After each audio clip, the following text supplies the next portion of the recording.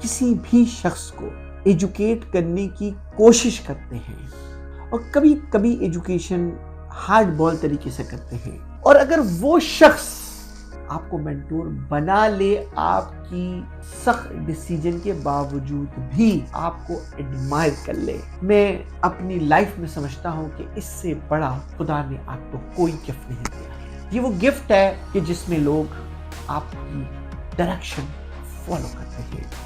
दोस्तों, जब तुम ये अपने अंदर सोचो, देखो, सुनो कि लोग तुम्हें एडमायर कर रहे हैं, तुम्हारी डायरेक्शन को फॉलो कर रहे हैं, बस तुम समझ जाओ कि तुमने जिंदगी का मकसद जी लिया है। और जैसे ही तुम ये समझ जाओ कि जिंदगी का मकसद जी लिया है, वैसे ही तुम्हें और अच्छे काम करने लगने हैं।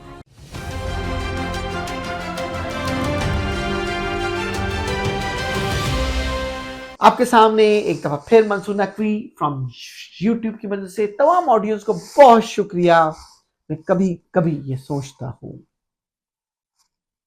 कभी कभी ये मैं सोचता हूँ और बड़ा दिल करता है और कभी कभी ये खुदा का शुक्र अदा करता हूँ कि जब लाइफ में आप किसी भी शख्स को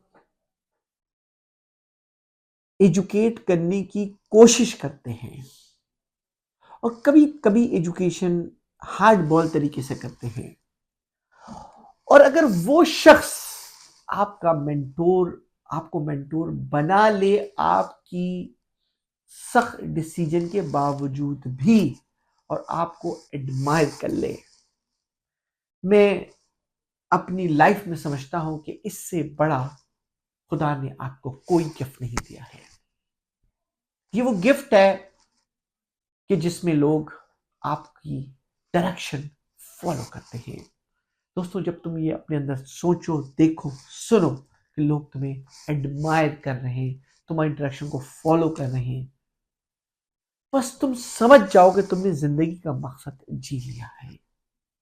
और जैसे ही तुम ये समझ जाओ कि जिंदगी का मकसद जी लिया है, वैसे ही तुम्हें और अच्छे काम करने लगने हैं। यही जिंदगी का मकसद है, यही जिंदगी की सक्सेस है। Once again thank you, this Mansoor Naqvi.